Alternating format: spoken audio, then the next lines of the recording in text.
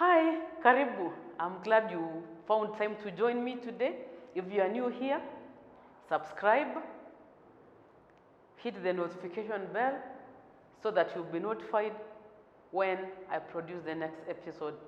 Today, we are going to talk about how to foster a good workplace environment.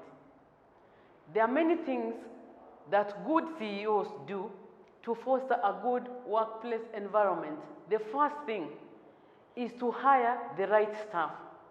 If you hire staff who have the correct skills that you need, then they will need little to no supervision. Then you will not be having a lot of headache instructing someone about what they need to do.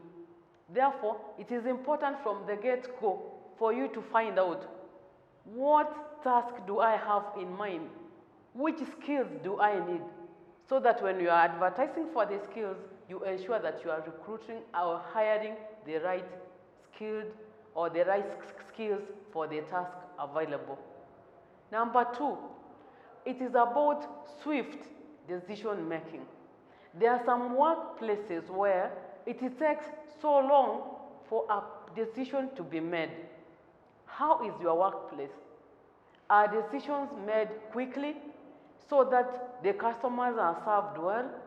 Or does it take so long even when you are away, meaning that that decision will be shelved until you get back? Do you have mechanisms for quick solutions or quick solutions to challenges that people are facing? You need to ensure that you have such in your place if you do not have any yet. How about skilled communication? You are going in your organization, I may not know how it is, but in most setups like hospitals, for example, you have so many specialties that are working, solving one problem. And that problem, usually it's about the patient's problems. So if there is such, you are going to ensure that you have skilled communication. How do these specialists communicate with each other? Are there mechanisms? Do you have, if it is a funds, have you given provision for communication via the phones? Do you have the devices at the right places? And how do they respond? Is there feedback? If there is feedback, how are you using this feedback for the betterment of communication, hence swiftness in the care of your patient? There is going to be collaboration. How do you foster collaboration with the various teams that you are having? Some institutions are interesting. They even organize what we call team building activities. When was the last time as a CEO that you took your staff out for team building? It may shock you that or surprise you that you may not need a lot of money to have your group go out, but the effect that you will have once your team has gone out and come back, it will be enormous. It will encourage bonding, it will encourage, it will foster unity, and it helps to break the barriers or the walls that usually exist in institutions. How is your institution? Is it an open plan one where someone can easily consult, where one colleague can easily consult another? Or is it a siloed place where there are so many walls? And is it bureaucratic? How easy is it for you to be accessed? So in your institution, if there are walls, now we are having the latest mode of working is to ensure that decisions are made quickly. The people that are responsible are accessed swiftly for the decisions to be made, and therefore the patient or the client's problem solved quickly. How about budgetary allocation? Have you allocated adequate funds in the various departments, or do people have to be working with shortages, especially of essential equipment or supplies that are required? Lack of adequate supplies hinders proper or optimized care or customer care. It is upon you to ensure that you have done adequate budgetary allocation for each department, and you have a monitoring tool to help you find out, was the money used for the intended purpose? And if it wasn't, what happens? Use the feedback from your employees to be able to become better, to make better decisions. Now, the other thing that you need to do as a CEO of the place, interact with people. Some CEOs are so far away, they are not even reachable, yet others are playful. They'll come to a place, identify. Do you have a mentorship program in your institution?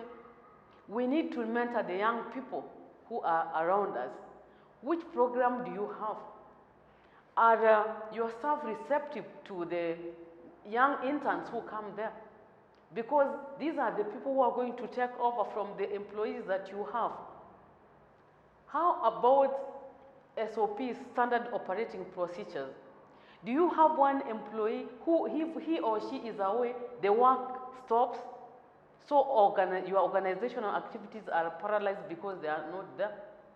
You need to have standard operating procedures and work instructions. If it's a machine that needs to be operated, ensure that that machine has standard operating procedures and work instruction about how it is used, so that if the employee who is supposed to use that machine is not there, someone else who is coming in can easily read the instructions that are around and be able to handle the machine. There are many things that you can do. How about staff recognition? Do you recognize the efforts of your hardworking staff?